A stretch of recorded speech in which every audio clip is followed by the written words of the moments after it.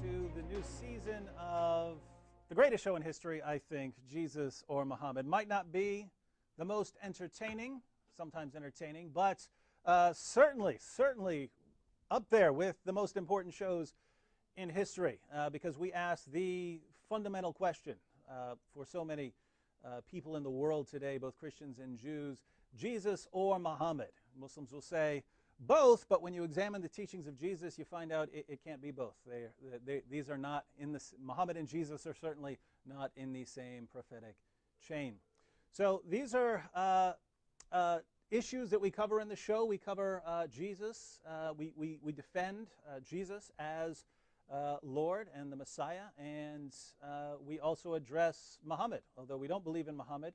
But we invite Muslims to call into the show, to debate, to give their reasons, to see if there's anything we're missing here. And so far, we've been on here for a couple of years, and we haven't seen a single reason to believe in Muhammad. And if you think you do have the reasons, or you think you know someone who does, please get in contact with us. We'd love to hear from you.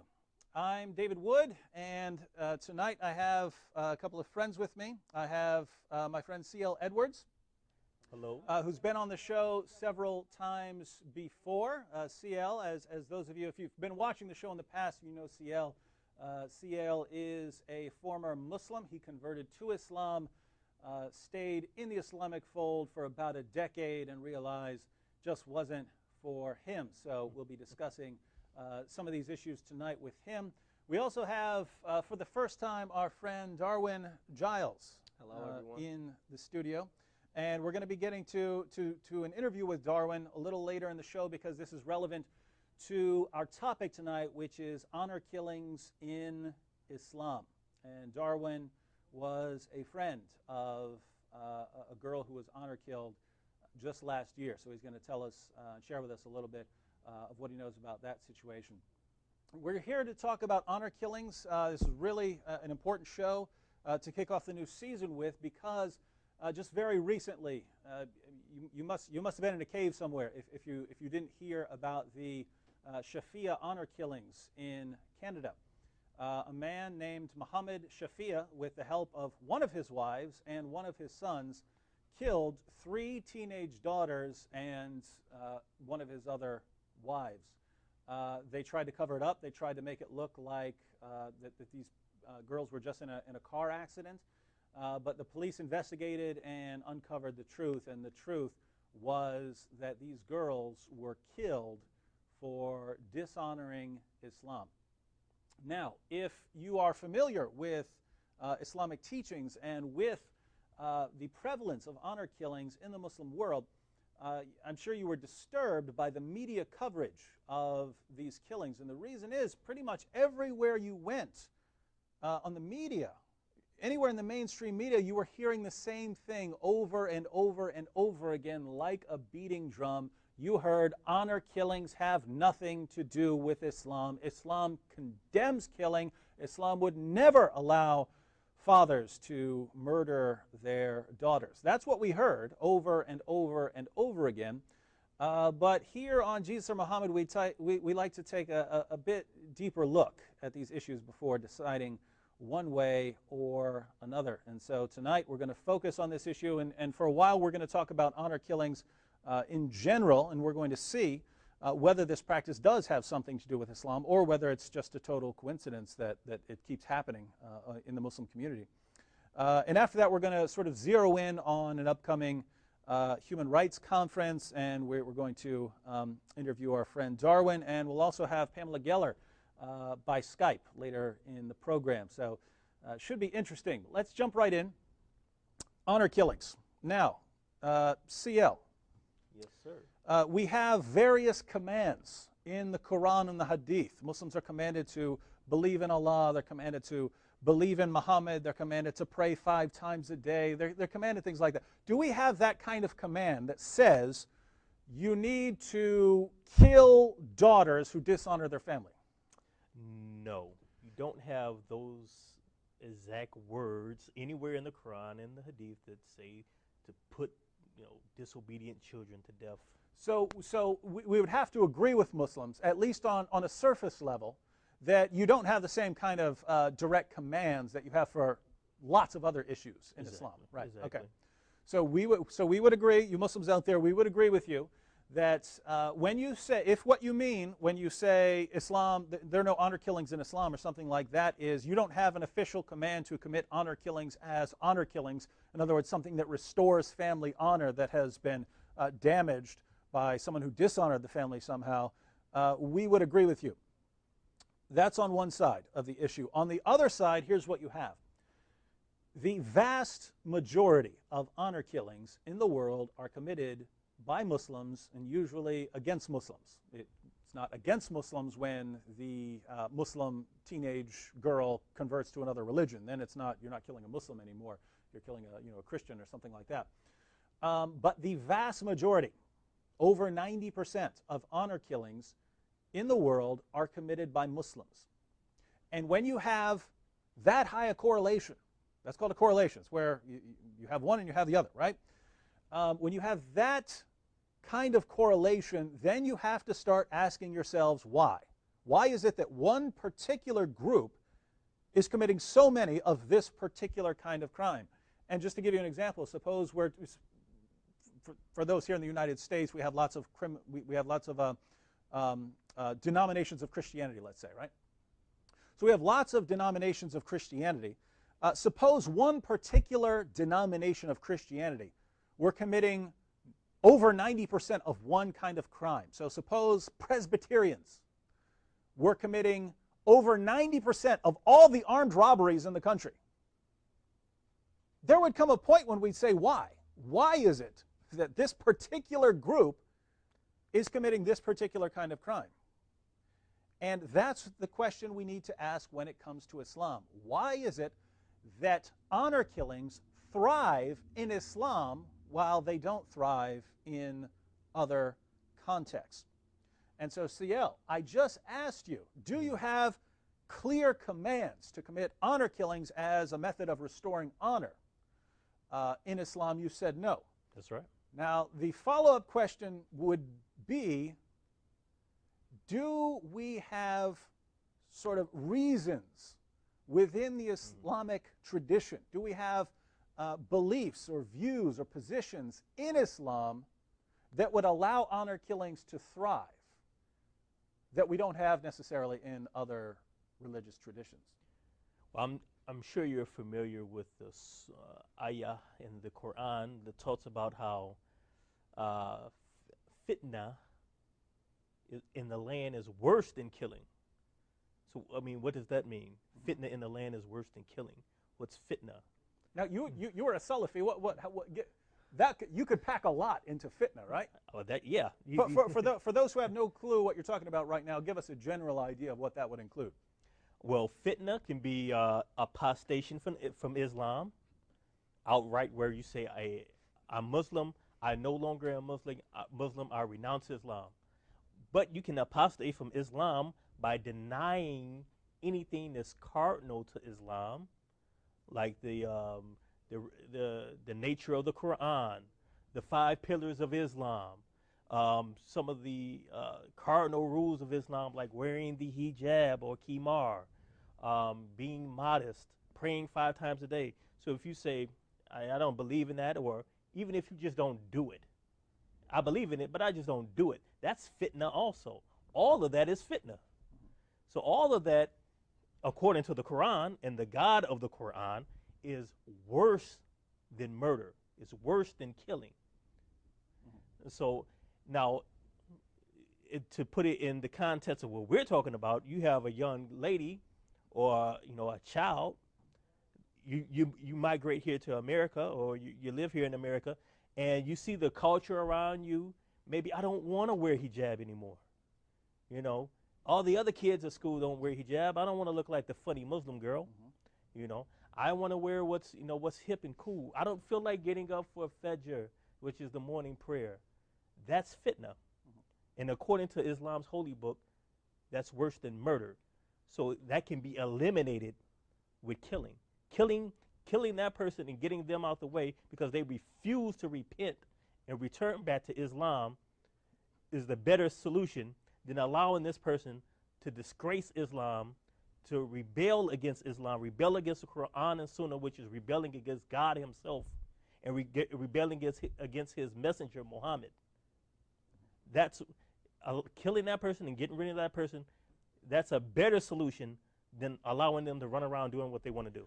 Along with that thought, I wanted to add a quick verse of the Quran because it's so common. In fact, nowadays it's the most common verse used by Muslims and Muslim defenders of Islam to show that Islam is a religion of peace and tolerance, and because a Muslim recently came on my blog and tried to use this to show that Islam condemns honor killings. How many times, viewers, have you heard this?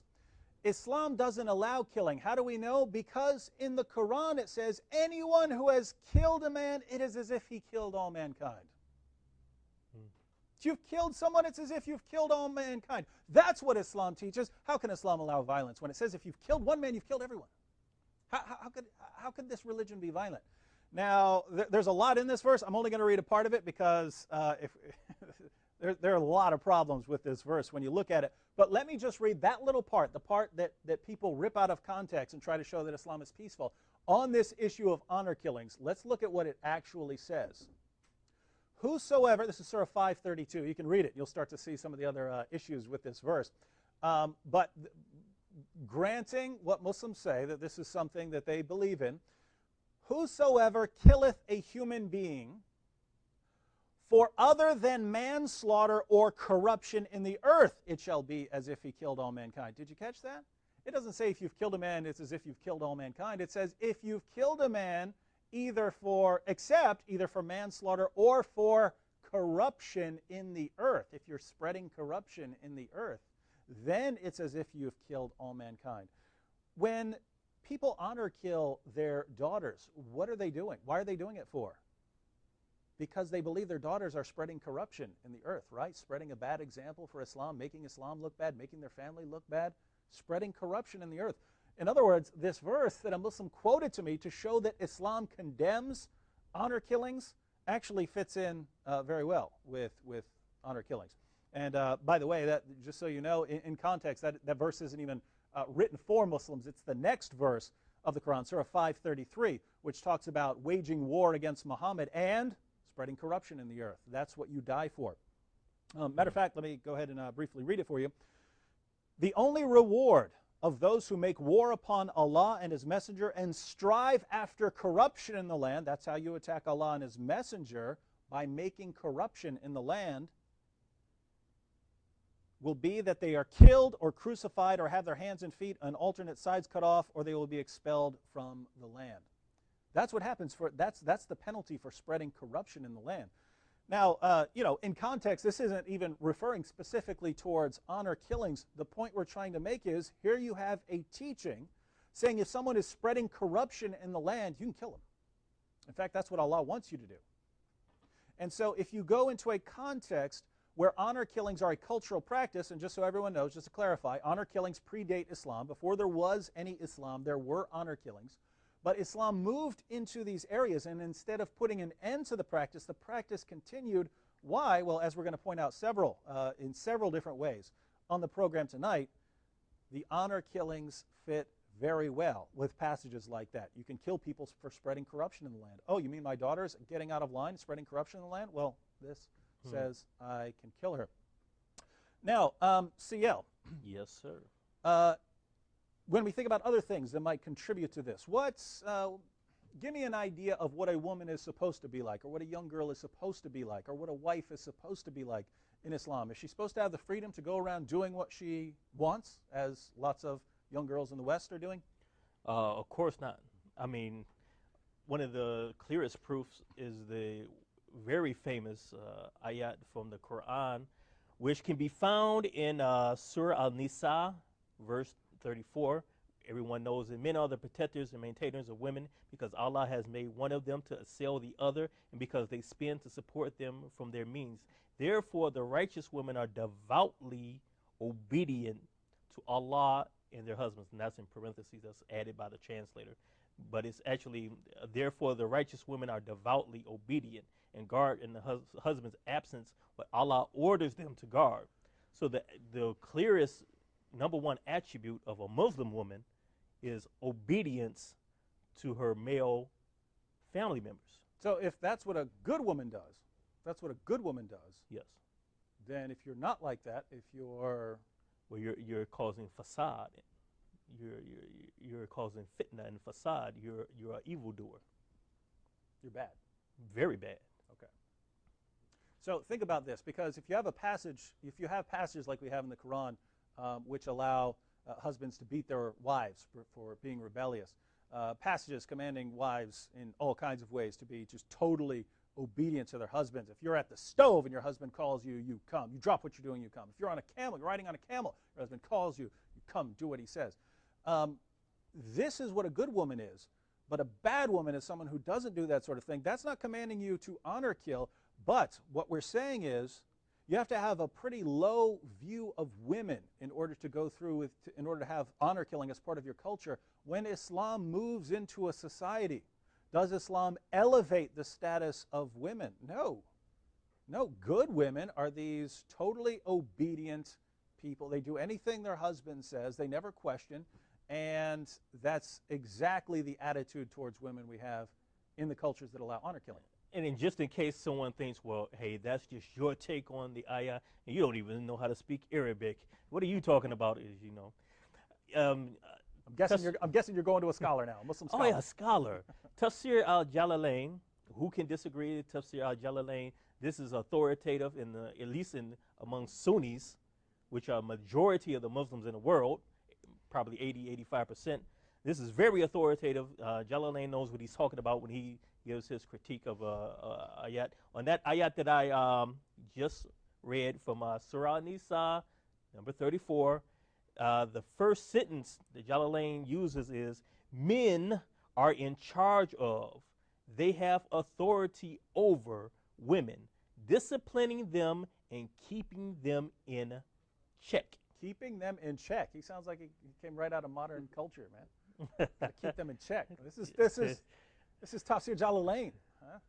Yes. So again, just like we contrast the good woman, the bad woman. The bad woman who is the woman who does not stay in check. You have to keep them in line somehow, right? That's right. Okay. So we have that now. One more question, CL. Because lots of Muslims point out, hey, Islam doesn't allow Islam doesn't allow killing. If you kill a Muslim, right, there's going to be retaliation. Am I right? That's right. If you kill a Muslim. Yeah. And just to go along with what he's saying, there are situations where there's not retaliation for killing someone. For instance, if a Muslim kills a non-Muslim, you don't get to kill the Muslim in retaliation for killing the non-Muslim. CL, is there any other situation that would be relevant to what we're talking about right now, as far as no retaliation? Well, there's several. Two real quick before I go to the one source I really wanted to get to. You have from the, you mentioned killing a Muslim. Now, just because you call yourself a Muslim, and just because you go down to the masjid 5 times a day, are you necessarily a Muslim? What if I deem that you're not a Muslim anymore because of something you do or something you say, which we just discussed earlier, that fitna in a land is worse than murder. Maybe you do something that nullifies your Islam and cancels out your Islam, even though everybody looks at you as a Muslim, you call yourself a Muslim, but you've done something to cancel out your Islam. Now, you can get killed, couldn't you? You don't have that protection, like Muhammad said, that the Muslim, his blood and his honor and his life is protected by his shahada. You've nullified that shahada. But let's look over here. Everybody, I think, is mostly familiar with a very famous book of Shafi'i fiqh. Shafi'i, he was a great scholar. He was one of the 4 imams, four of the main schools of Islamic thought and Sunniism. One of the books that were written with certain fatwa rulings. So just for people who aren't familiar with these terms, it's a manual of Sharia, right? Manual of by Sharia. a very respected Muslim People have heard authority. the term fatwa. Everybody's heard fatwa, which is basically a legal opinion in Sharia law, Islamic law.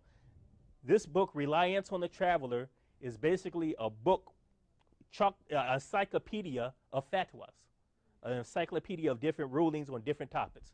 Under the topic of retaliation, who is subject to retaliation for injuries, injurious crimes? There's something profound. There's certain people who will, if these people kill someone under certain circumstances, there is no retaliation under Islamic law for that person. Number one, which is very interesting to me, a Jew or Christian subject to the Islamic State for killing an apostate from Islam. A Jew or Christian subject to the Islamic State for killing an apostate from Islam. Now, in case, if anyone missed that, I mean, think about what this is saying. A Christian or a Jew who kills an apostate from Islam, right? Someone leaves Islam and goes to the Christian or Jewish community, they can kill the apostate from Islam and there's no retaliation. That's how low the view of apostates exactly, is. That's how low the Muslim view of apostates is. If you've left, look, if you've left Islam and you're walking down the street, or a Jew or a Christian can come up and kill you. You don't even have to be by Muslim. A Jew or a Christian can come up and kill you. You're at the bottom of the totem pole. Yeah, that's pretty bad. Jews right and Christians there. are already at the bottom. Jews and Christians killing you. That's horrible. But then there's another group of people who can kill people and get away with it according to the Islamic law. A father or mother, or their fathers or mothers, meaning like grandparents, for killing their offspring or offspring's offspring. Now, let me see if I've got this correct. If you're a Muslim, you can't go down the street and kill a Muslim. No. Right? There'll be retaliation. You'll be in trouble. It's haram, forbidden. Yeah. But if you're a parent and you kill your own offspring, or your offspring's offspring. Yeah, or your grandkids. So grandparents can kill their grandkids, not according to me, not according to Darwin, not according to C.L. According to Sharia, there's no retaliation for killing your kids. Right? Exactly. And that leads into what we're talking about. Is there something in Islamic law that says honor killing? Honor killing is halal. No. But when you put these different pieces together, what do I come away with? It must be okay. Yeah. It must be a sanction for this. Yeah. And just so everyone knows, we've been looking at some of the kind of elements of Islam because we're wondering why, since Islam doesn't directly command kill children in the name of family honor, since Islam doesn't command that, why is it that this particular crime thrives in an Islamic context? We're looking at some of the ingredients here of Islam. In other words, if you want to think of it like a plant, why does this plant of honor killings grow in this particular soil? And we're seeing Islam has the sort of the fertilizer that would make this plant spring up. But we haven't even gotten to what I would regard as a fairly airtight defense of honor killings in Islam. We've looked at some reasons. You know, the low opinion of women in Islam, the attitude towards those who spread corruption in the land, what the penalty is under Sharia, what the retaliation would be for someone who kills their offspring.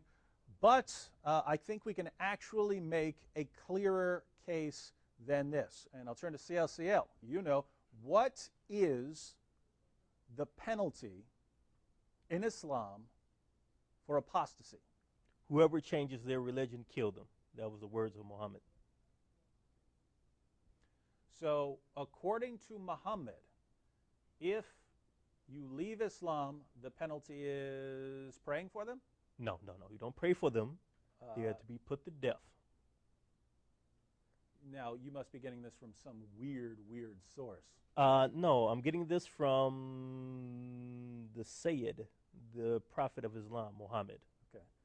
Now, ladies and gentlemen, think about that for a moment, right? Because you wouldn't regard these young girls who, are becoming too westernized. You wouldn't view them as apostates. Here in the West, we think of apostates as someone who says, I renounce Islam, Muhammad is not a prophet, the Quran is not the word of God, I convert to something else. That's what we think of as apostates. We're going to take a break now. We're going to come back in just a moment, and we're going to look at what Islam teaches about apostates. What do you have to do in Islam so that you no longer qualify as a Muslim? And it doesn't take anything as extreme as renouncing Islam. In Islam, you can do all kinds of things that put you outside the category of Muslim and into the apostate category. And as C.L. pointed out, the penalty is death. We're going to look at that in just a moment when we come back here on Jesus or Muhammad.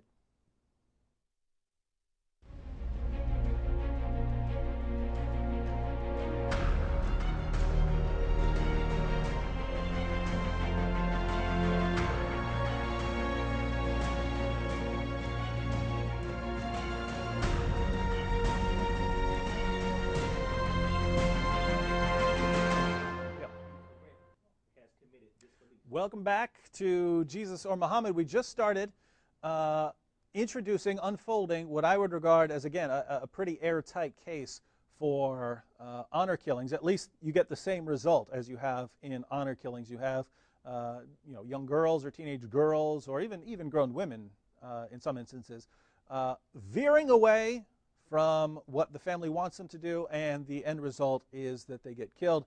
That's what happens in honor killings, but we're going to show that the same thing, according to Muhammad's teachings, should happen in Islam. C.L., yes, you were mentioning the penalty for apostasy in Islam. For if anyone's tuning in right now, could you tell people what the penalty for apostasy is? And I want authoritative sources, not your own views and opinions. Okay, I think this should be authoritative enough. Sahih Bukhari. That's as authoritative as it gets, other than the Quran, right? Yeah. Only thing above that is the Quran itself. Sahih Bukhari. Allah's messenger said, that's Muhammad. Yes, Muhammad. Whoever changed his Islamic religion, then kill him. So not pray for them. No. Okay. Whoever changed his Islamic religion, then kill him. That's a fatwa from the Big Sheikh. Now, would you like to hear the second one? I'd like another one, yeah. I mean, like you got one. You got. Oh, well, what is one? I mean, come on, that's like the lowest number. Also from Sahih Bukhari, from Allah's Messenger Muhammad, he said, the blood of a Muslim who confesses that La ilaha illallah, none has the right to be worshipped but Allah, and that I am the messenger of Allah, cannot be shed except in 3 cases. 1. So you can't kill a Muslim except in these 3 cases. Exactly. Okay. Whoever says La ilaha illallah, they cannot be killed except for these 3 reasons. 1, life for life. In other words, they killed someone unjustly. Number 2, a married person who commits illegal sexual intercourse, adultery, fornication. Number 3, the one who turns renegade from Islam, apostate, and leaves the group of Muslims. Well, now Muslims will think they've got us, right?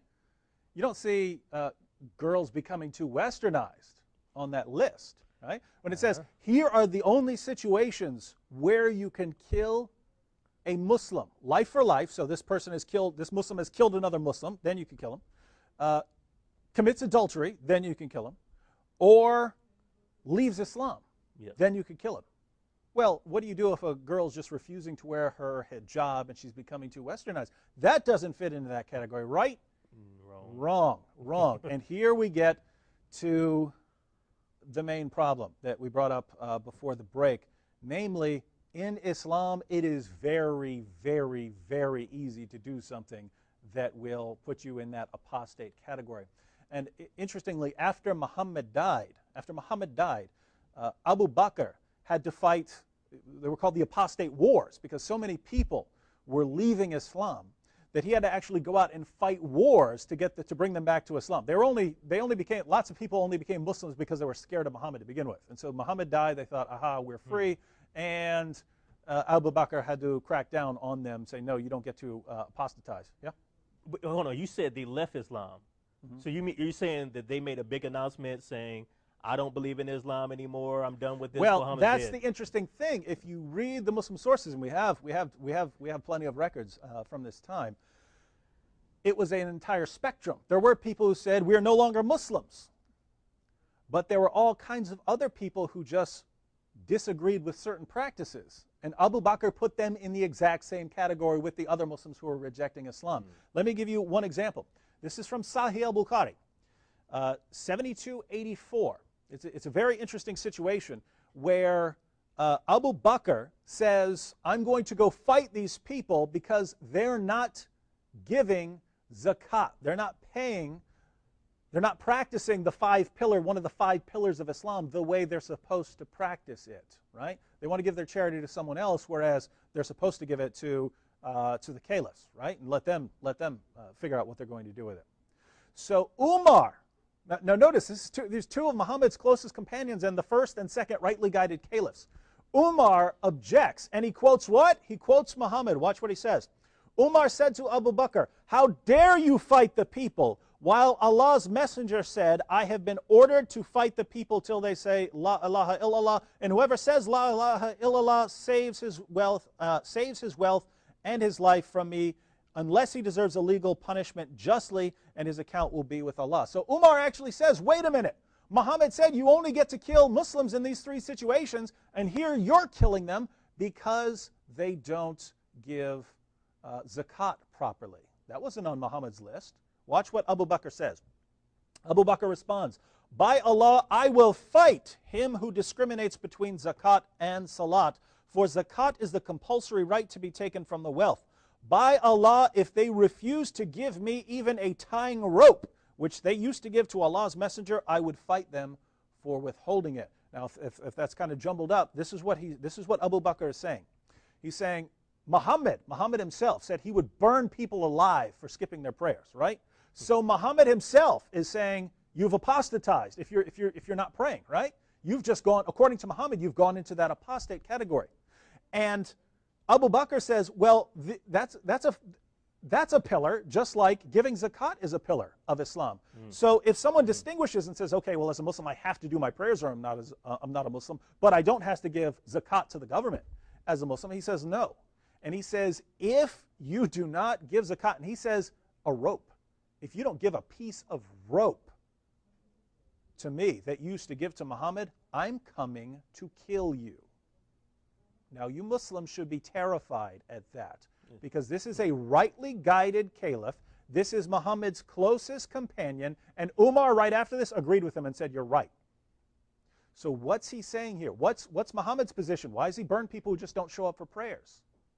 Why does Abu Bakr want to kill people for not following the five pillars the way they're supposed to? According to Muhammad and his rightly guided caliphs, if you veer away even slightly from the core teachings of Islam, you're an apostate. You don't have to say, oh, I reject Muhammad, oh, I reject Islam. They didn't do that. These people that Abu Bakr was coming to kill didn't do any of that. Those people that Muhammad wanted to burn in their houses as apostates, they just didn't show up for prayer. These guys just weren't going to give, he said, even a piece of rope, I will come and kill you. So think about this. If you've got a daughter, teenage daughter, she's not going to the mosque, she's not acting like a Muslim, she's hanging out with her friends, has she met the category, has she met the requirements of an apostate? Yeah, you had to veer this much from correct Islam, according to Abu Bakr and according to Muhammad, to put yourself in that apostate category.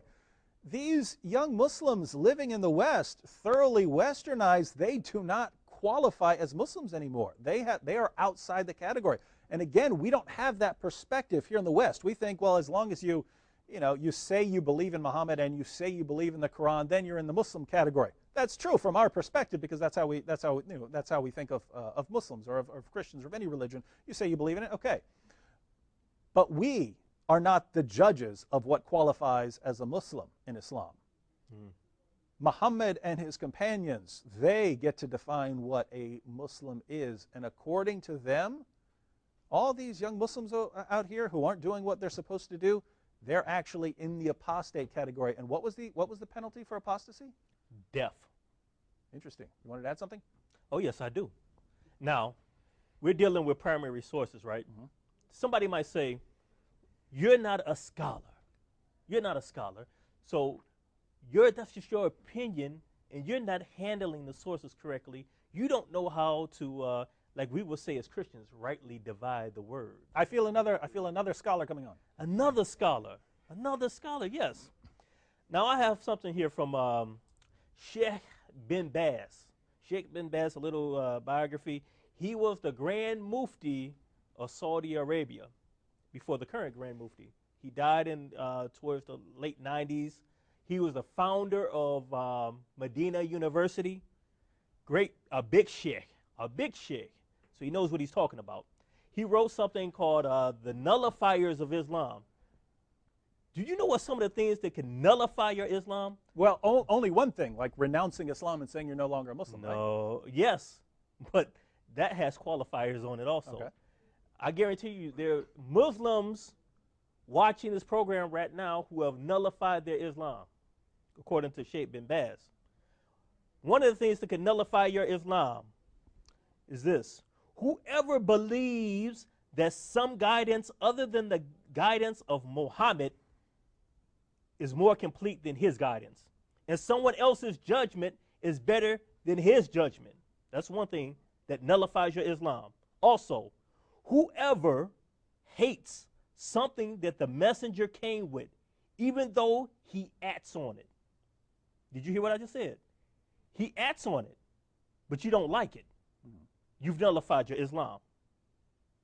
Whoever mocks or ridicules any part of the messenger's religion or its rewards or its punishments has committed an act of disbelief. Now, again, I just said Muslims. How many of your family members, how many of you have done one of these things before? I guarantee you know someone has done this. You know someone who's nullified their Islam and who deserves death under Sharia law. What about what sort of things would qualify as shirk? Do you have to actually bow down to an idol? You don't have to actually bow down to an idol. The Quran talks about something called a tawhut, right? Tawhut is the false systems, the idols, the false lawmakers, because Allah is supposed to be the only lawmaker. But let's say you come to the United States of America. The United States of America is a democracy. We have democratic laws. You create laws. You have the Constitution, the Bill of Rights, blah, blah, blah, blah. These are man-made laws. If you believe those are good laws, you believe, you know what, they should have those laws over in Saudi Arabia. They should have that over in Jordan. You think they're as good as what's in the Quran and the Sunnah. You think it's better than what's in the Quran and the Sunnah. You committed shirk because you just made the legislative body who created those laws lawmakers along with Allah. And shirk means what? Shirk means making a partner with Allah. So you've made them a partner with Allah in lawmaking. So needless to say, Muslims who live in the West and aren't severely devout, they're doing all kinds of things that would qualify as shirk, probably, right? Exactly. And they're doing all kinds of things that would put them in that apostate category, right? Yes. All right, and now step 3. Think about what we've covered so far. What's the penalty for apostasy in Islam? Death. What do you have to do to become an apostate? Not much. Not much. You don't have to do much in Islam to enter that apostate category. But, someone will say, you don't carry out the penalties against your sons and daughters, right? You don't have a command in Islam to go kill your daughters, right? Maybe the government, maybe an Islamic government might do that sort of thing, but you know, families don't do that. As if that makes it better. Yeah. We really, really, really, really, really spend a lot of time educating Muslims about Islam on this show because we find that Muslims just don't know what their religion teaches. And so let me tell you what your prophet said. This is Sunan Ibn Majah, number 2540. The Messenger of Allah said, carry out the legal punishments on relatives and strangers, and do not let the fear of blame stop you from carrying out the command of Allah. I'll read that one more time because I think it ties everything we've talked about together. Carry out the legal punishments. So if there's a punishment for something, you carry it out against who? Against relatives and strangers. And do not let the fear of blame, don't be afraid of what might happen to you. Don't be afraid of people criticizing you or condemning you because of what you've done. You worry about what Allah commands you to do. Do not let the fear of blame stop you from carrying out the command of Allah. Now, what's the penalty? It's three steps. It's crystal clear. There's no way around it. There's no way around it because this is what Islam teaches. The penalty for apostasy in Islam is death. You become an apostate by doing all kinds of things that teenage girls do. And Muslims are commanded to carry out the punishment, in this case, killing, because of apostasy. Muslims are commanded to carry out Allah's punishments even against their family members. So this isn't exactly an honor killing. Again, honor killings were a cultural practice that come before Islam, but the cause and the effect are the same, which is why this practice flourishes in Islam. Under an honor killing, under the honor killing system, which predates Islam, you have a girl who has dishonored her family in some way. She has walked down the street with a boy, for instance, and this has brought shame on her family. Well, you restore the honor of your family by putting her to death. Islam doesn't command that exactly, as we've agreed to. But look at the exact same cause and the exact same effect. The cause is teenage girl doing something that's out of line with Islam. So once Islam moves into the area, now what dishonors the family, what brings shame to the family, is the girl's not following Islam as she should. And then what happens? She doesn't follow Islam.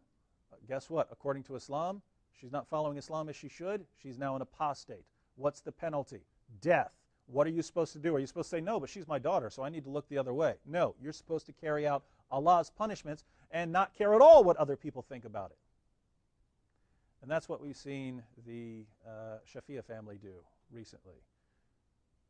They said their daughters dishonored Islam and they killed them. The only part they got wrong here, according to Islam, is they did seem to care what other people thought about them, instead of just standing up and saying, yeah, we did it and we're right. So they're not quite on the right track, but they've got a lot of the basic steps in here.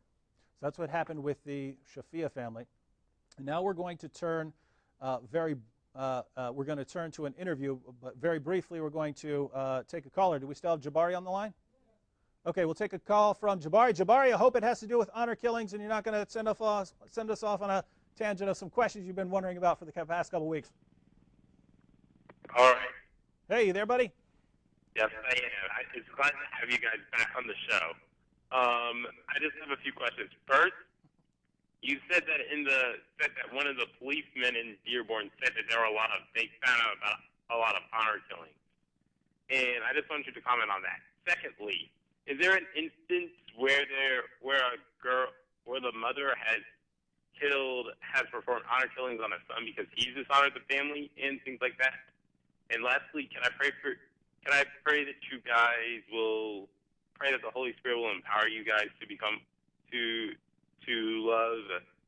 show agape love for everybody as Christ Jesus commands us? Thank you. Oh, and by the way, it's good to see you, Darwin, and it's great to see you again. C.L. Edwards. God bless.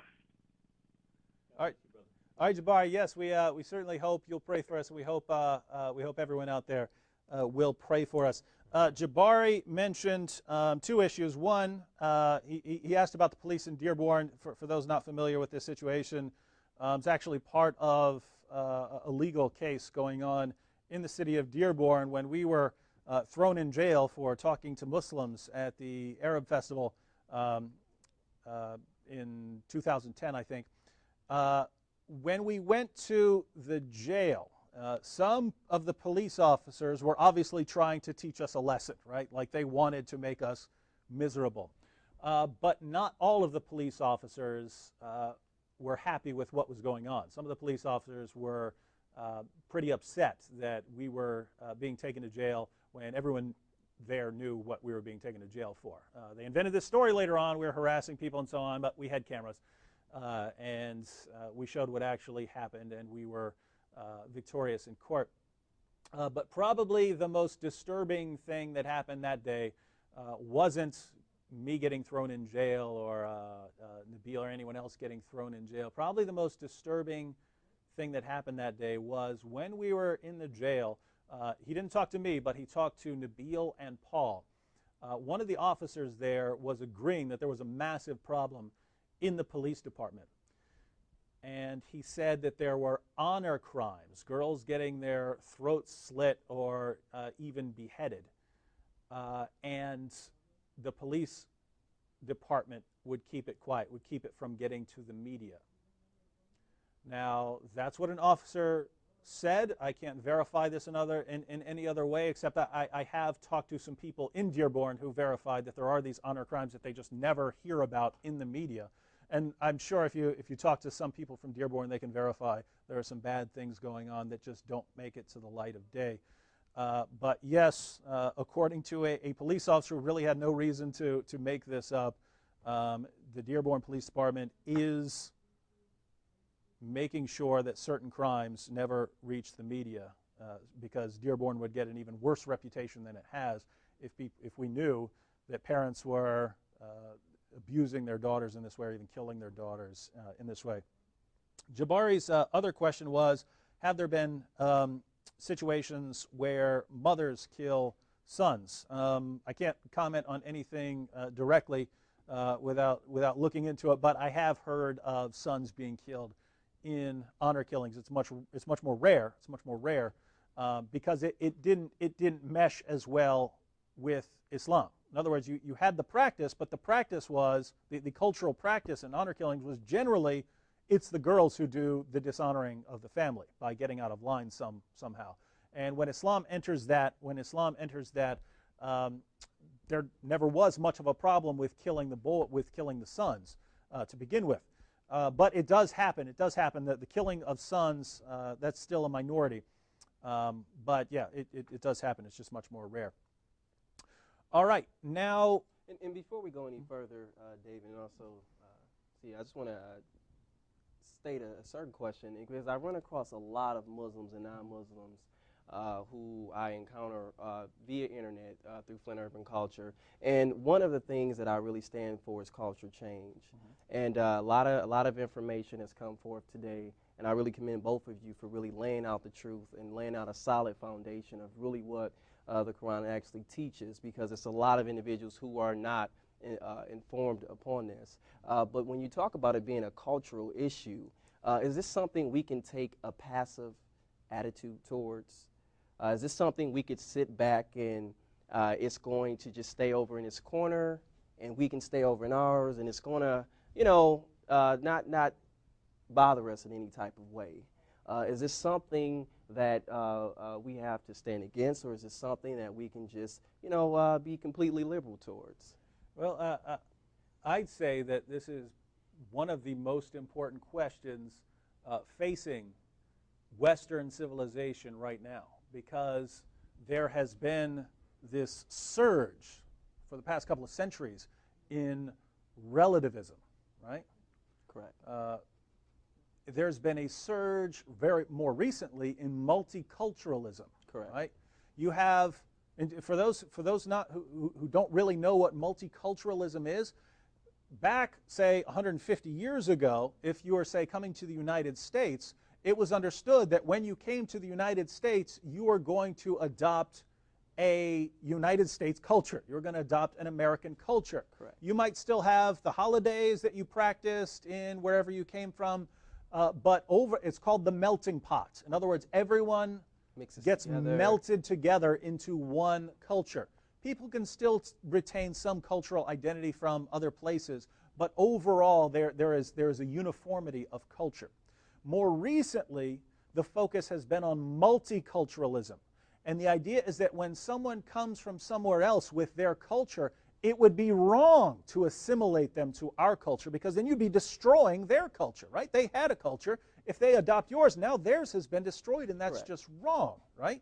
And this makes so much sense to someone, and there's something about it that's right? Being tolerant towards other cultures. Correct. But then now we're facing now we're facing some major issues, namely some of these cultures have practices that are so reprehensible. How are we possibly going to say your culture is just as good, that cultural practice is just as good as any other cultural practice? Because if the multiculturalism is correct, if the relativism, what's right for me is different from what's right for you, if we really believe that wholeheartedly, then we have to say that a culture that protects their daughters is no better than a culture which murders its daughters for dishonoring their family.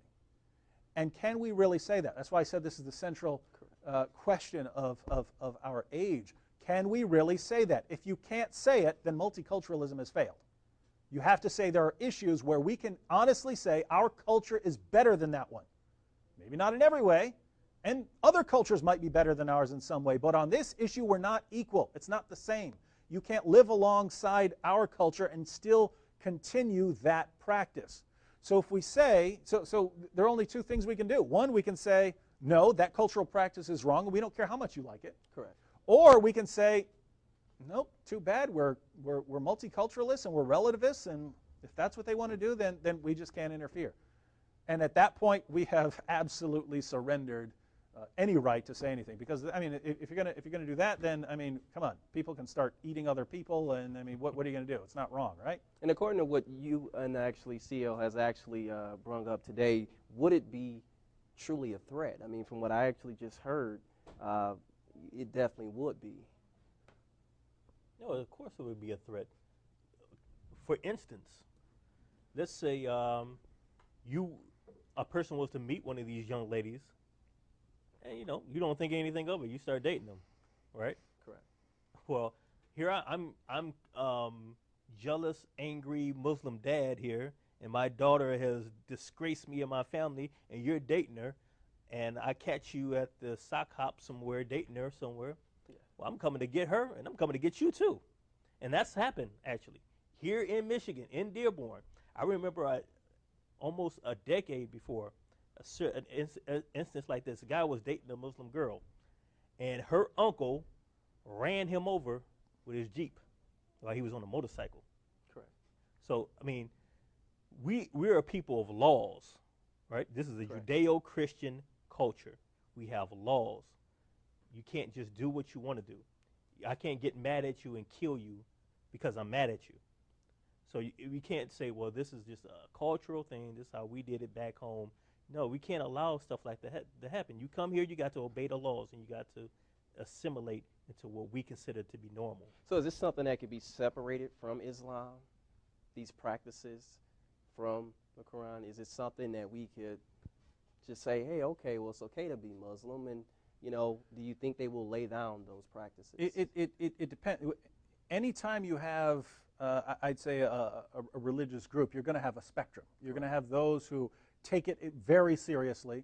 You're going to have those who don't take it seriously at all, and you're going to have everyone in between.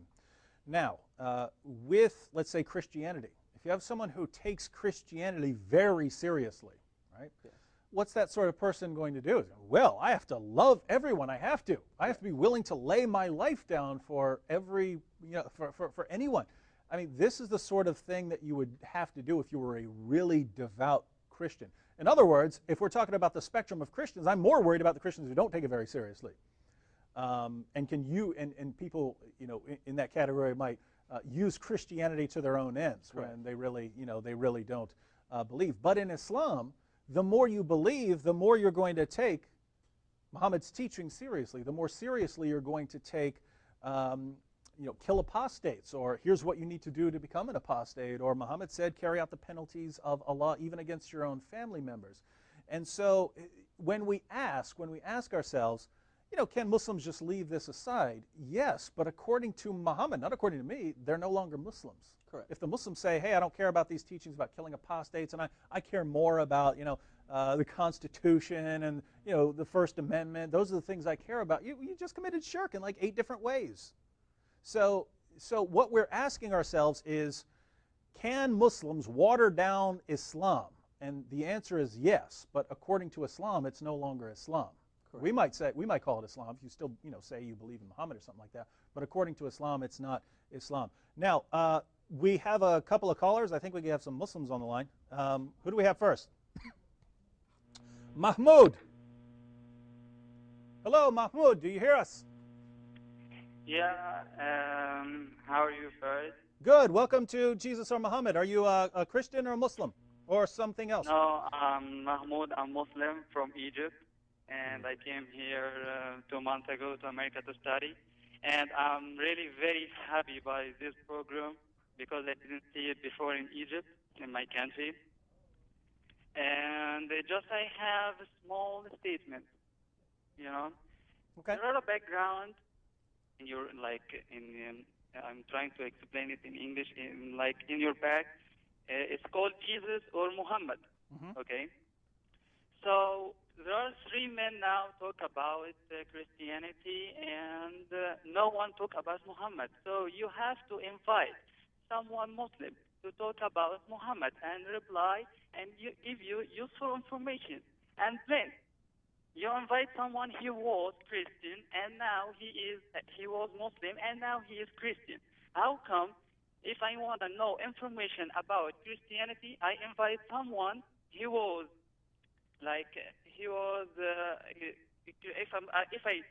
if I need more information about Christianity, how come I invite someone he was Christian and now he is Muslim? So he gonna give me wrong information. He talk and he give us useful information and big details, but his conversation includes a lot of mistakes. Like in Egypt. If you talk about revolution and say people kill each other and people fight with police. So you talk about people fight with each other and you don't talk about revolution. It's not fair. So you have to invite. I can help you to invite someone to talk about Islam in your program. It will be benefit for you. Mahmoud, I'll let you finish, but I just want to say, what are we doing right now? Why do we open the phone lines? We open the phone lines so that Muslims like you can call in and share your views. We also have debate night where we regularly have, in fact, last night on this station, there was a debate between a Christian and a Muslim giving their perspectives on the crucifixion of Jesus. We do this regularly at ABN. So we do have, but I mean, at the end of the day, this is a Christian network, so we are going to share the gospel, and we are critical of Islam. But far more than you will ever see from an Islamic channel, we invite people to come on and disagree with us and criticize us and attempt to present evidence that we're wrong. Again, on the Muslim programs I watch, I almost never see this sort of thing. But go ahead and continue. Okay, I have there are some many things I can understand from your accent. So I have another statement. Can I say it? Sure, but we have a lot of other callers that we have to get to, so try to make it brief, please. Okay, I'm going to say it quickly. The man behind you, he talked about Islam, and he thought if you do something wrong, what we going to judge you. So can he talk in Islam? He was Muslim, so he can talk. If you're going to do something good in Islam, what Allah going to do for you? If you have information, just let the people know it, please. And finally, I'm very happy with your program, and I hope to invite someone Muslim to talk with you and give you more information about Islam. Thank you. Well, thank you, and we look forward to hearing from him. Did you want to add anything? Just to add on to what you said, we've been talking about Muhammad all day long. Yeah, and I mean, think about it. I mean, we could sit here and say, this is what Islam teaches all day long, but what do? Do we ever just say, this is what Islam teaches? No, we're quoting from primary sources. We're quoting from the Quran, we're quoting from the Sunnah, and we're quoting from the ulama, what they say with these ayat and hadith mean. So it's not like I sat here and said, well, I think this, that, third. I said what Sheikh bin Baz said. You know, so if you don't like what Sheikh bin Baz said, then you must have a problem with Islam itself. Because if he doesn't know what he's talking about, then who does know what he's talking about? Yeah, and I mean, that's just interesting because if our friend gets a Muslim on the show to disagree with what we've said tonight, he's disagreeing with Muhammad and the Quran and Abu Bakr and Umar, and why as a Muslim would you be doing that? Plus, just one thing I want to say, you make an assumption that just because someone is Christian, that automatically means they're not going to quote the source correctly, or they're going to twist something, or they're going to add something to it. That doesn't automatically mean, just because I'm a Christian, that doesn't mean I'm not going to quote the Quran exactly verbatim what it says. Yeah, we believe in truth. We don't believe that Islam is the truth. But as people who believe in the truth, we want to accurately represent what Islam teaches so that we can then refute it. We don't misrepresent what Islam teaches, at least not deliberately. If you know where we've gone astray, please, I invite any Muslim on the planet to show us where we've gone astray. But we certainly would never do so intentionally. And I have to say there's a big difference from a lot of the Muslim apologists I've seen, like Ahmed Deedat and Zakir Naik, who can't seem to say virtually anything accurate about Christianity. It's constant misrepresentation and distortion. Why? Because even the Quran distorts Christianity when it talks about Christianity. Correct. Very interesting. Very interesting how your beliefs can influence your behavior. We have to go to a break right now. We'll come back with more in just a moment here on Jesus or Muhammad.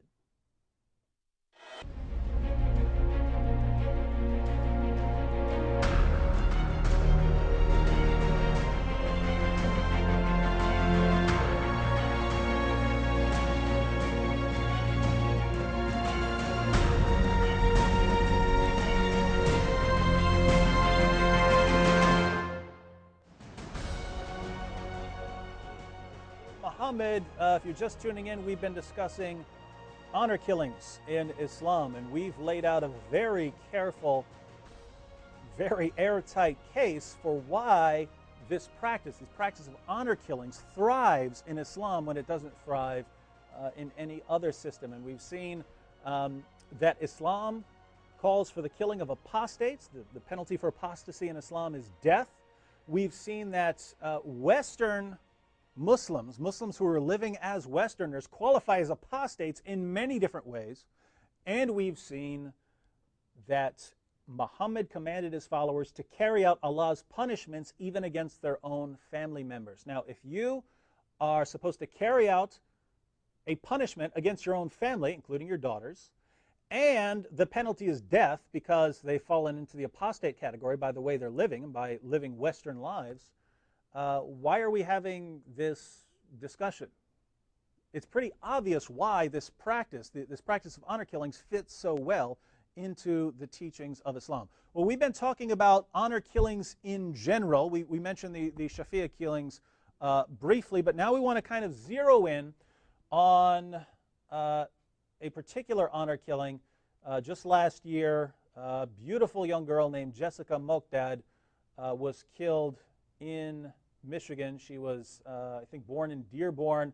She moved around, moved back and forth between family members, and was ultimately killed by her stepfather.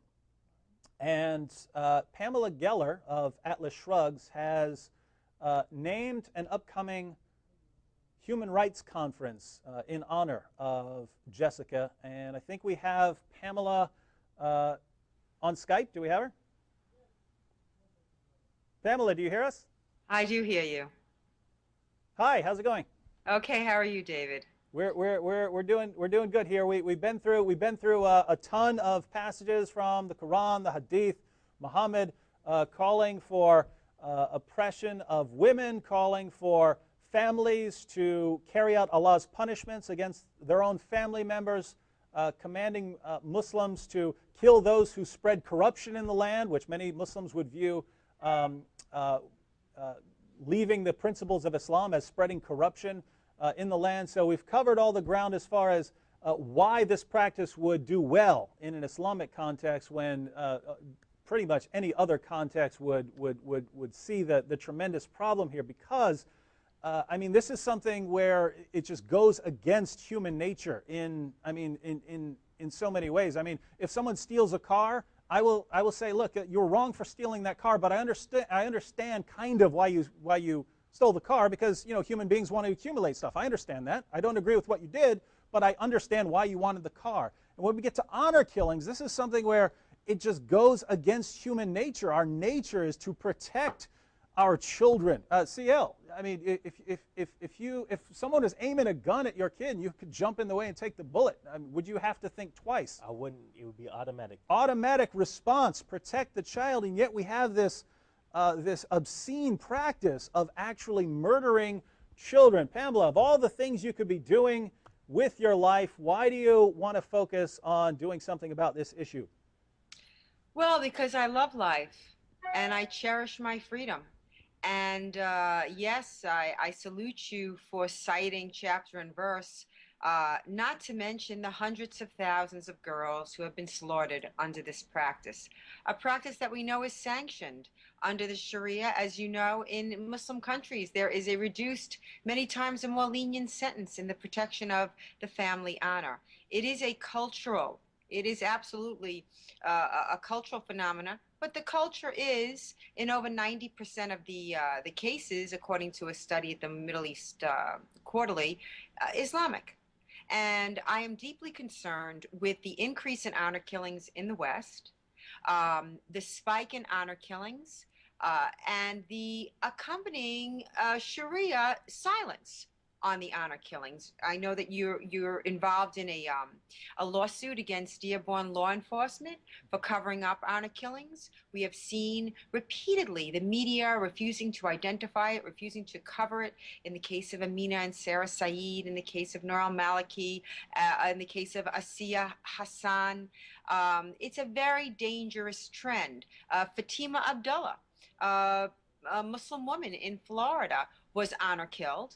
And the law enforcement and medical examiner's office in Tampa, Hillsborough, classified her murder as a suicide, according to my informant in the medical examiner's office, because they didn't want to inflame the Muslim community. So it's okay to murder so long as we don't upset the Muslim community. This is America. This is unacceptable. And I believe that if the American people had any clue that this was going on right under their noses, they would never, ever tolerate or stand for it or allow this cultural jihad, which is why I've organized, along with Robert Spencer and you, thank you very much, the Jessica Mokdad Human Rights Conference, directly pertaining to honor killings. And yes, I did name it after Jessica Mokdad. And what's interesting is that you're seeing the very thing that I am trying to point to and increase awareness of going on in the brouhaha that has ensued after I began organizing this conference. Many members of the family, Jessica Mokdad's family, the same family that was responsible, co-conspirators in her murder, co-conspirators in her execution, pitching a fit in the Protect Islam mode. That's the mode that they're in, the Protect Islam mode. When we know that this woman, this young woman, Jessica Mokdad, lived a life of abject terror, lived in a homemade concentration camp. The people that are speaking for her had little to do with her when she was alive, was disliked by her when she was alive. And yet now that she's dead, they run her Facebook pages, which is rife with anti-Semitism, racism, particularly her stepmother, who she had little to do with. But we have to call attention to this, because if your silence is sanction. And the reason why I chose Dearborn, I don't know if you're aware of the circumstances of how we got to Dearborn, Michigan, but I was supposed to speak late last year in Sugar Land, Texas at the Hyatt, and they received a couple of threatening calls, as is the way of supremacists, and the Hyatt canceled the event. They canceled the event that night, and there was a big ensuing brouhaha. many people called. People sold their stock. They received thousands of phone calls, and they were very generous, I have to say. They apologized and offered me equivalent space for free anywhere in America. And I chose Dearborn because I thought it was appropriate, particularly on the anniversary of Jessica Mokdad's death. And it's also interesting, there are so many things going on here, considering that, you know, my organization sued SMART, the transit authority in Dearborn, because they would not run my Leaving Islam safe house ads. I ran pro-freedom ads on the buses. They had been run across the country. And it basically was just, leaving Islam? Is your family threatening you? Is there a fatwa on your head? I mean, does that not scream Jessica Mokdad? I sued, along with David Yerushalmi, Robert Muse, the SMART, the city, and of course I won. And of course, when I did win, the ads were supposed to go up. They didn't. And the week that they were supposed to go up and the city refused was the week that she was honor murdered. And I do see something terrible about that. Who's to say she wouldn't have seen an ad, called a number, gotten to a safe house? You don't know. And and it's interesting, the city refused. They wanted an injunction, as if the judge was going to reverse herself a week later.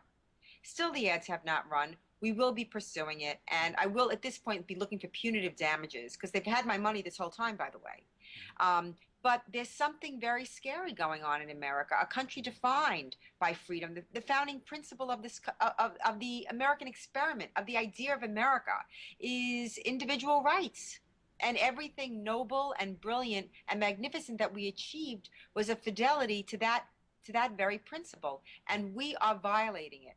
And these girls have to be given a shot. They have to have a place to go. And it's harder for them. It's harder for them than, let's say, domestic, spousal abuse. Woman has to get away from her husband. But in many cases, with these girls, they not only have to get away from the abuser, could be the father, the brother, but they have to get away from the family, because many times the mothers are co-conspirators. You saw that with the case, the Shafia case that you were discussing. And if that wasn't bad enough, they sometimes have to get away from the community and the mosque, as in the case with Rifka Barry, the Christian convert out of Islam. It was her mosque that ratted her out. She had been a Christian. She had converted out of Islam years prior, but knew that if her family or parents knew that her life would be in danger and kept quiet, her mosque. Pamela, yeah. I wanted to ask you a quick a question that sort of tied those elements together, because you have the Rifka Berry issue, you have the media bias, and then you have the honor killings. You know firsthand that Rifka left home and was trashed by the media because she said that her father was going to kill her and had threatened to kill her over leaving Islam. Yeah, and her name was dragged through the mud, not just by Muslims, by the media. And your name was dragged through the mud just for saying, hey, we need to be on the safe side here and make sure that this girl is protected. We all saw that. That's what happened when a girl fled home in order to avoid being killed. Now, think about the Shafia killing. If those girls had found out what was about to happen, if they'd overheard a conversation the day before they were killed, and had fled home and run from Canada to the United States to avoid being killed by their parents, how do you think the media would have reacted to these girls, who we know were actually honor killed, if they had somehow escaped with their lives and said, oh, our families were going to kill us, that's why we ran? How do you think the media would have responded to them? The media's treatment of Rifka Barry was criminal. They defamed her. They smeared her. They libeled her. This 17-year-old straight-A student, really the quintessential good girl, called her a radical Christian fundamentalist. What does that mean? I mean, that you can say. You can say radical Christian fundamentalist. You can't say, Muslim fundamentalist. I've yet to see a Christian killing in the name of Christ. I've yet to see that. but they destroyed this girl, and not only was when I'm used to it, so I've come to expect it and sort of revel in it at this point. I know I'm catching flack, I'm over the target kind of thing, but I was sued by her parents' Muslim attorney for defamation, a $10 million lawsuit. 2 years that lawsuit went on. That was six-figure lawsuit, and if it wasn't for the pro bono work of David Yerushalmi and Robert Muse, I don't know what would have happened. This is litigation jihad. This is lawfare. This is how they shut people up. But to your point, you're 100% right, David.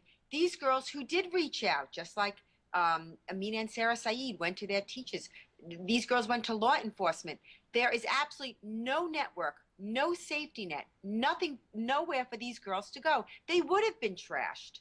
Absolutely would have been trashed. Well, there was one particular reporter in this Orlando Sentinel that would describe Rivka at the hearings, this tiny girl, she was about all of 80 pounds, that she was wearing dark red nail polish and blush. And don't forget the doting father.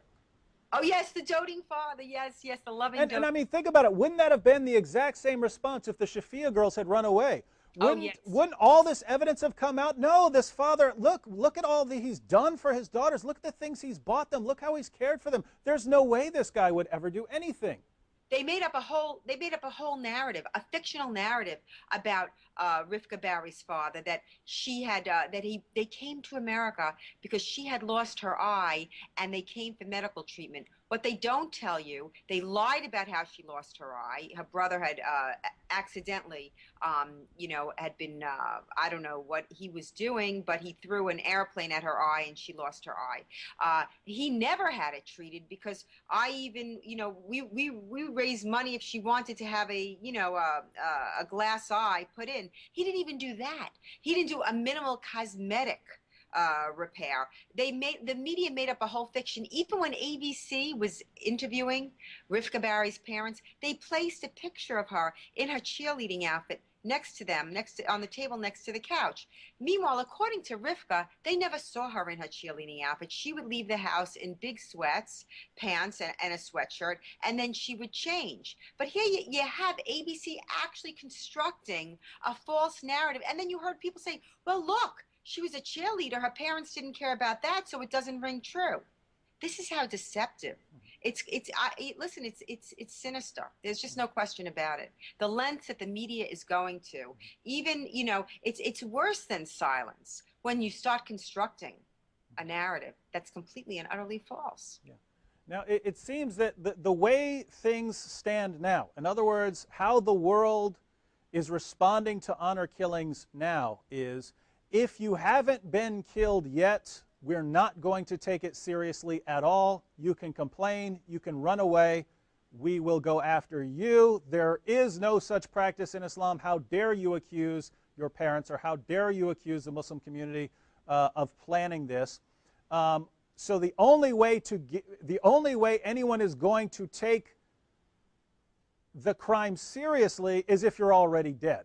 So the only way for anyone to think, yeah, your parents are actually going to honor kill you, is if they've already done it. That's the only way that we will take some of these girls seriously. And even in some situations, as you pointed out, you could be honor killed and people will still say it wasn't honor killing, it was a suicide. So this is where things stand right now. And I think the point we want everyone to get is this is unacceptable. We can't be in a situation where the only way we'll help you is if you're already dead, and then we'll just make sure people know how you were killed. There are thousands of these girls being killed every year around the world, and right now the only thing we're doing is cleaning up after they're killed. Before that, there is no help. And that's what you're trying to change, isn't it? Yeah, they're covering up. And I congratulate Canada on taking a very aggressive and vocal position on the Shafia killings. We don't see that. We haven't seen that in America. It's the reason why we named the conference after Jessica Moak's dad, as part of our ongoing campaign to raise awareness and bring a stop to this phenomena here in the West. These girls have rights. And they're human beings, and we have to stand for them. We have to stand with them. They're our daughters. They're our sisters. They're our moms. This is not who we are as a people. We don't sanction this, and it has to stop. And I believe that if people knew about it, that things would absolutely change. Part of the problem is this disinformation campaign by the media, and they're self-enforcing the Sharia. And we see this even, the New York Times ad that I ran that was denied, that was rejected. That was the New York Times. It mimicked an anti-Catholic ad that did run, but they wouldn't run mine. Exactly the same, but I just supplanted I just flipped the text with Islamic references. This is self-enforcing Sharia. You are disarming the people. So when people say, oh, we don't need Sharia laws, because we're protected against the Sharia. No, you're not. It's happening all around you.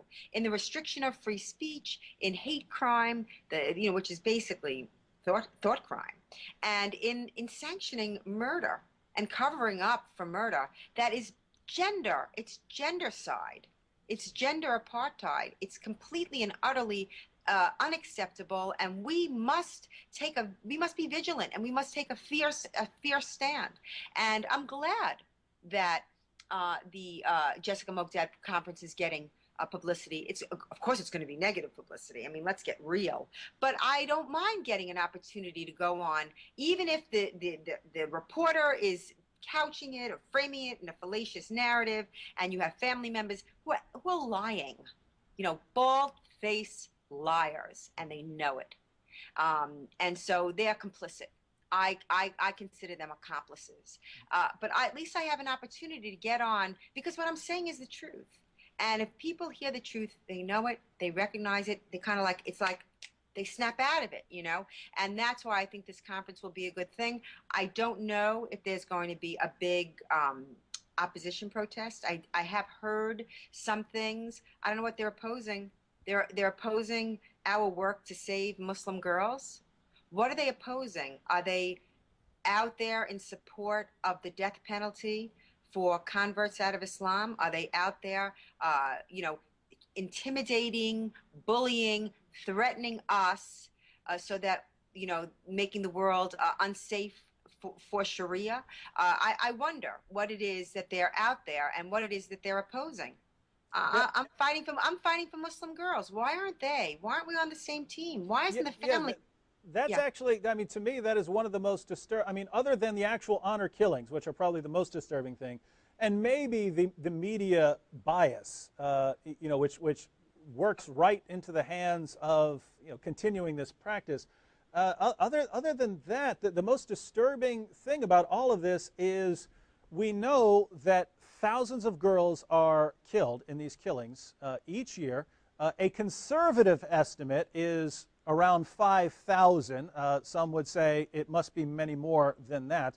But let's just say there are 5,000. Here you come along and say, let's try to save some of the next 5,000. We won't be able to save them all, because some of them are in villages where we have no access to, but maybe we can save some of them. And that's enough to get you labeled a hate-mongering Islamophobe. Calling for the protection of mostly Muslim girls makes you an Islamophobic bigot. And I guess the opposite would also be the case if you don't do anything about this, if you ignore the problem and just allow thousands of these girls to die each year. That's what makes you tolerant. Is that about right? That's exactly right. And of course, the 5,000, just so that you know, is a ridiculous number. It's generated by the UN. The UN is driven by the Organization of Islamic Conference, the largest bloc of countries at the UN. Actually, the largest bloc of countries, 56 plus the Palestinian, the alleged territories. And they vote as one bloc. And that's why you never see resolutions against Sharia and, Sudan and Syria and so on and so forth, but only against the only free society in the Middle East, of course, Israel, because of the jihad against the Jews in Islam, you know, Islamic anti-Semitism, which is mandated, it's commanded. So that number, that 5,000, just so that you know, is ridiculously low. And you're right, there are things, I don't know how many bodies are buried under the porches in Pakistan. One can only imagine. But can we start saving lives here in America? I mean, can we set the bar that low? Can we do that? Apparently not. And I'll tell you what Islamophobia is.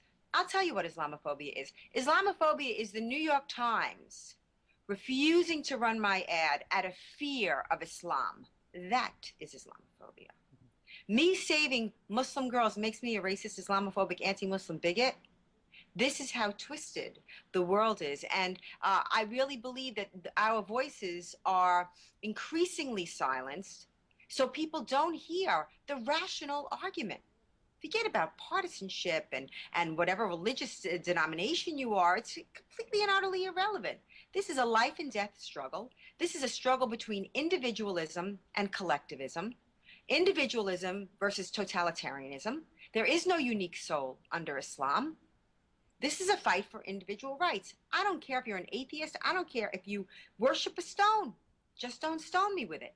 This is what we're fighting for here. We're fighting for individual rights. These girls have as much right to their life and their pursuit of happiness as CARE has, Muslim Brotherhood group Hamas-tied CARE has, to try and impose its agenda, its supremacist agenda, its Islamic imperialism here in America. Now, I would never try and shut them up.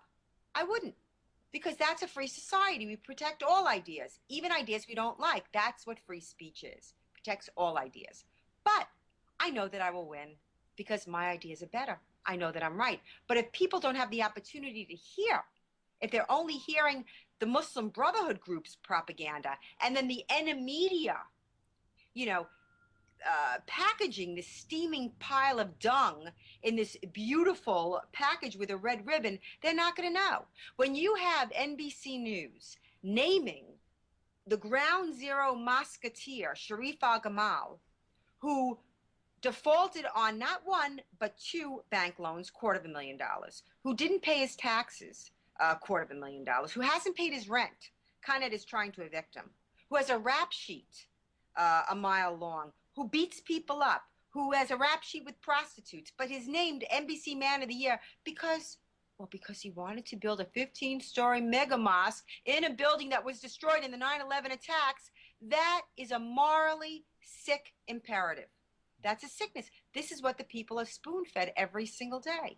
We are told that our soldiers are killed, but, you know, that was because somebody burned a Quran. What? I mean, what? Snap out of it.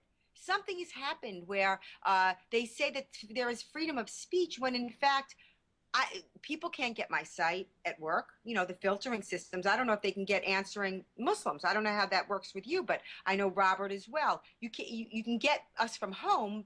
Difficult to get us, at work. We, Imam Raouf, the Ground Zero Mosque, the radical who advocates for the Sharia, he gets $15K a speech, and he's speaking, he's on an Ivy League tour across the country. Reza Aslan, a Khomeiniist, pro-Iran, nuclear Iran. But is Ibn Waraq asked to speak? Is Wafa Sultan asked to speak? Simon Dang, Robert Spencer? There is a restriction on free speech being imposed, self-imposed, by this leftist Islamic alliance. This is what we have to break. And so we have to do these conferences, and we have to risk our lives. And I don't know about you, I'm sure if you're doing the work that you're doing, and it is exemplary, David, it's really superlative work, then you get death threats on a regular basis. And no one ever says anything about our death threats. I mean, I have a file this big. But Daisy Khan on Christian Abnapur's show says, oh, I got a threat, but she's talking to Ayaan Hirsi Ali, who lives with bodyguards. That's how under death threat she is, but is making fun of Ayaan Hirsi Ali for having these bodyguards. She won't have them, she says, because she doesn't want to use taxpayer dollars.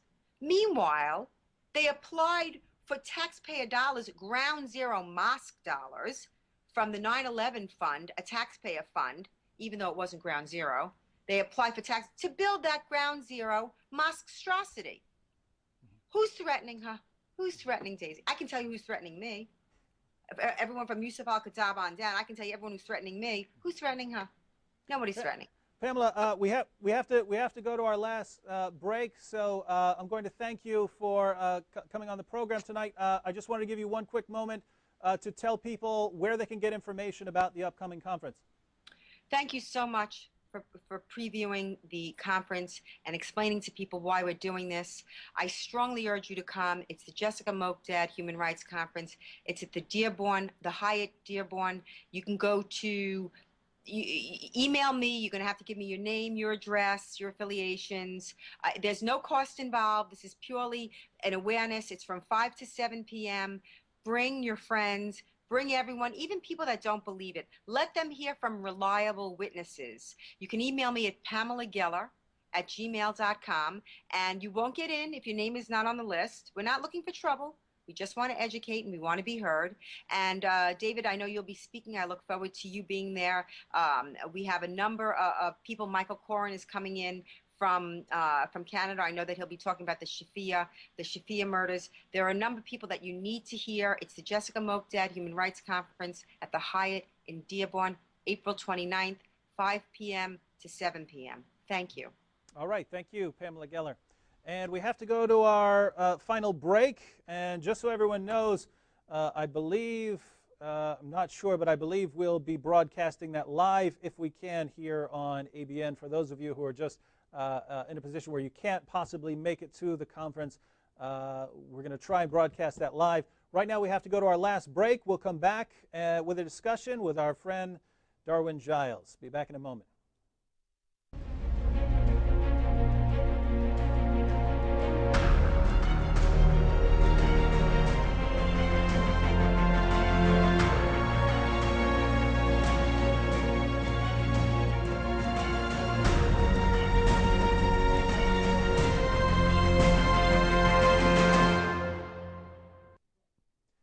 Welcome back to Jesus or Muhammad. We've been discussing honor killings all evening. We went through the Muslim sources. We showed why this practice is doing so well in a really bad way in Islam.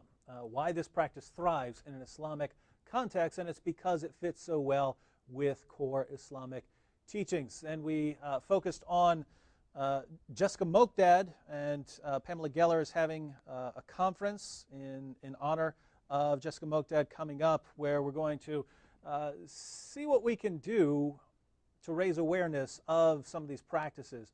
And as Pamela pointed out, some of the people in Jessica's family and some of the friends have argued that this wasn't an honor killing, that she wasn't killed in any kind of honor crime, that Islam doesn't allow this sort of thing. We've already seen that part's wrong.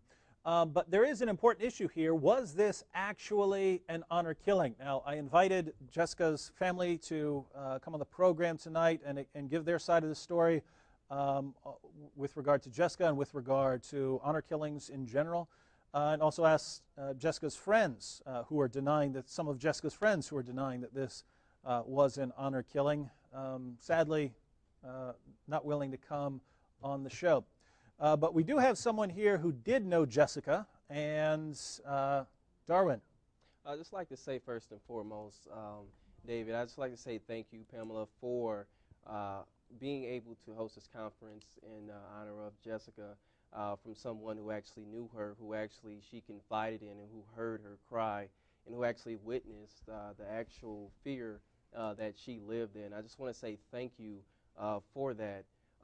Where exactly do you want me to start? Well, could you just tell us anything you want to say about Jessica? We don't know her. So. Okay. Well, Jessica was a very beautiful person inside and out. She was definitely someone who really wanted to basically discover God for herself.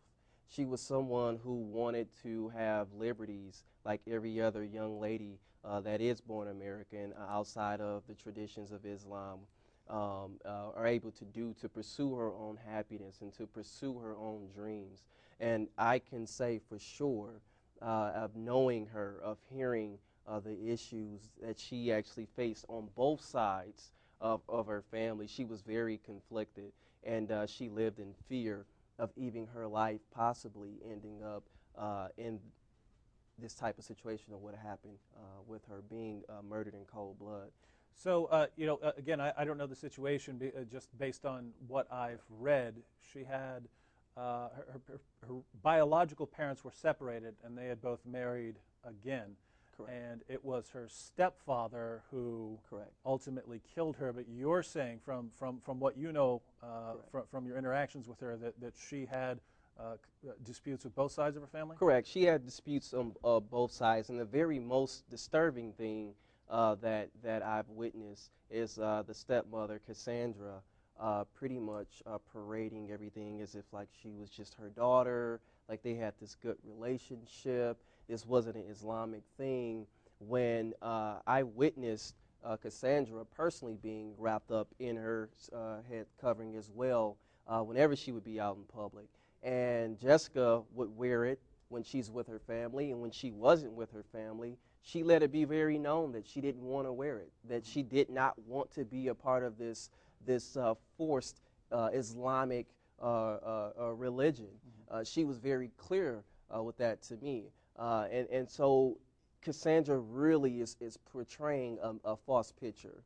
And Pamela has every right to place the conference to be named after Jessica in regards to this, because it was Islam that caused her death. She was considered a rebel from her mom's, both sides of her family, from her mom and stepdad to her biological father, and also the stepmother. The stepmother, Cassandra, was only a few years older than Jessica, so there was a very much conflict between the two. A lot of competition. Jessica felt she was jealous of her. She felt as if she could not be her mother because she was a peer of hers. And so when you have that type of turmoil on both sides, she was trapped. She didn't have anyone, and this is where I came into play, of meeting her, and I've known her close to 2 years now, of being in her life. When she lived in Grand Blanc, when she left for Milwaukee, and even when she came back. So you knew her. So originally she lived in Michigan. She lived in Michigan. And then she moved away. Correct. And then she came back. Do you have any idea why she moved away in the first place? Well, from what she expressed to me was that there was conflicts at home with her stepmother and her biological father. She was actually started to date a Caucasian male, and there was some issues revolving around that, and there was problems at home. There was serious problems, and she felt the need, I guess, to express these things to me. This is not made up. This is not something that I'm just creating. From the time I met her, this was probably 90% of what she talked about to me. And being a person who more so felt her bondage, I listened.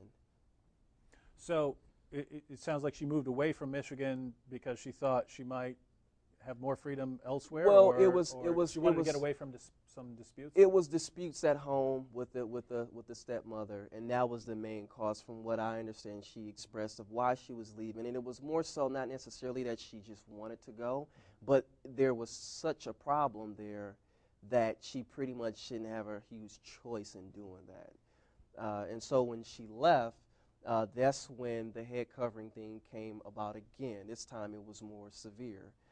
She actually spoke to me right after the incident that her stepfather and her got into it over, and she was very.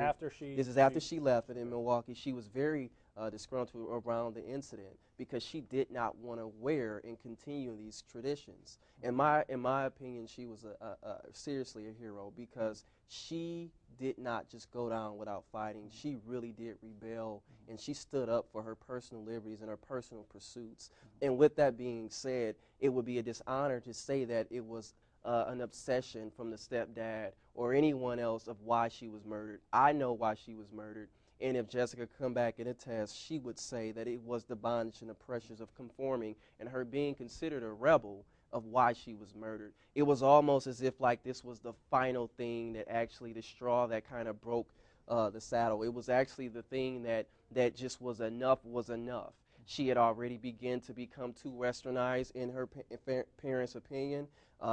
She had already started to date Caucasian men. She had already started to do different things that was considered to be against Islamic culture. And that is why she's even had individuals say she deserved to die because of these things. And I just happen to be someone who personally witnessed it. I heard it, and I was almost somewhat leery because I grew up in America.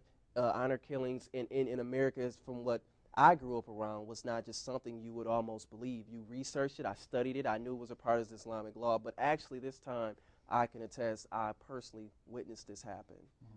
And there's a cover-up from the family. So we can't look for her family to give us the truth. They're not. They're going to cover it up. They're covering it up now. And I've personally sent messages to Cassandra letting her know that I'm aware of exactly what their relationship was like. One more thing. You and I talked about this before the program, but I think it's really important because we're in a situation where lots of people just don't want to get involved. Correct. You know, I don't want to get involved in this mess. I see what happens when people like Pamela Geller and Robert Spencer get involved in these issues. It's just a big mess. I don't want to get involved in that. It's going to destroy my reputation. It's going to destroy my life to get involved and to try and take a stand with so many people against you. You told me that the last time Jessica wanted to meet with you to discuss these issues, Yes. you didn't go. Yeah, I actually didn't, because I actually felt fearful for myself and my own personal, well-being because of the things she expressed to me. And with that being said, I face it every day on Flint Urban Culture through my website. I face death threats as well. Once I started to speak out against Jessica and the truth behind Islam, they even started to send death threats to me on Flint Urban Culture. So this is something that I personally experienced and know for a fact. This wasn't just an obsession. This wasn't just a person who was not aware of what they were doing. This was something that was in their family known for her to be a rebel, and she was looking for someone to have an outlet to, someone that she could confide in. And it just so happened that when she would express these things to me, I personally did not want to physically get involved because I didn't want for myself to get involved in that. And it was because of there was a fear that she could possibly and I both be harmed. And I think that it was one of the reasons in which I possibly could have been dead right with her if I would have became more involved as she wanted me to. So back then, Jessica wants to meet, and you're thinking, I don't want to get involved in this mess. It could be dangerous. And yet, here you are. Correct. Here you are. Didn't want to take a stand then, but now you've had a change of heart. Correct. So I would have to agree with Darwin, and that is difficult.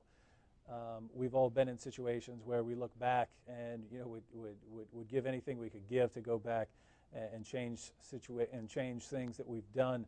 But what we can do is try to make the right decision next time. And so I have to say, Darwin and Pamela and Robert, I commend everyone who's sitting there saying, look, we have one life to live.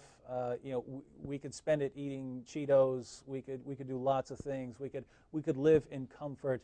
But there are people who say, you know what, I'm going to do the right thing, and my name is going to get dragged through the mud, and I'm going to be attacked by everyone, and I'm going to get death threats, and maybe one day someone might carry out one of those death threats. But here I stand. I can do no other. I think we have, maybe we'll get to a couple of calls real quick. We only have, full. Okay, we have full phone lines. They kind of get mad at me because the phone lines are all full. But sure we did have some, to everyone. We're not going to get to all our callers. We do have a show tomorrow night, so any callers we don't get to, please call back. But I hope everyone understands we had some very important issues we had to cover. And so, we wanted to get through them. Who do we have on the line? Tim, how you doing? Tim, do you hear me? Yes, I can hear you, David. God bless you, and thank you for all the great work you're doing. Thank you, Tim. Because we've only got a couple minutes left, we're going to try and get to as many callers as we can in that little bit of time. So I'm just going to ask you to be brief with your question or comment.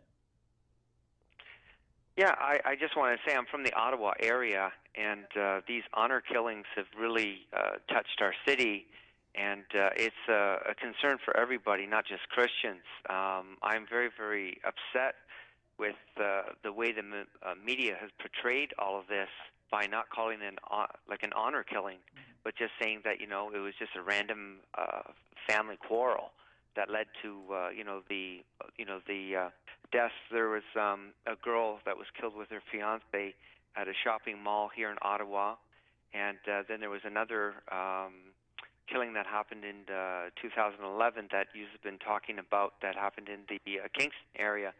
This is a very, very big concern for for everybody that's up here in this area, and everybody's intimidated by even saying anything, and like even we had a movie come out that was suppressed. It was called A Machine Gun Preacher with Gerard Butler, and they pulled it from all of the movie theaters, and it was only one theater that you were able to see it in, and it ran 2 nights, and then they stopped playing it. And I think that our freedom of expression and our freedom of religion is just not there anymore. All right, we thank you, Tim, and we thank you for paying attention to what's going on and for speaking out against it. I agree with this, the media, their cowardice in not calling these crimes honor killings. It reminds me of the government classifying the Fort Hood massacre as workplace violence. No, when we start giving it these more general or vague names, we ignore the heart of the problem, and you're right, we need to stop. All right, next caller, who do we have on the line? Am? Hi, do you hear me? Oh, yeah. Hi, what's your name? It's Aaron. Oh, Aaron. Hi, how's it going? Everything's going well. I just want to say thank you guys for your show and for raising awareness about these things. All right, thank you. I had a question. I'm a college student, and on my college campus, I work in the international ministry. I have probably several dozen Muslim friends, and these guys are from Saudi Arabia, from countries like Oman, and I have no problem eating with them, sharing the gospel with them openly, and yet whenever you guys go back to the original teachings of Muhammad, it's very clear what he taught, and I would venture to say some of them would be shocked to hear and say, "Oh, this is not what Islam really teaches." I'm just wondering, how is it possible for them to be that unaware of their own religion? Or are they just not truly Muslims? What is the problem there? Well, yeah, and Aaron, thank you, because that is an excellent question for those who didn't get the core issue there. When you meet Muslims on college campuses, and they seem to have no clue of what Islam teaches. Are they actually ignorant, or are they deceiving you, maybe?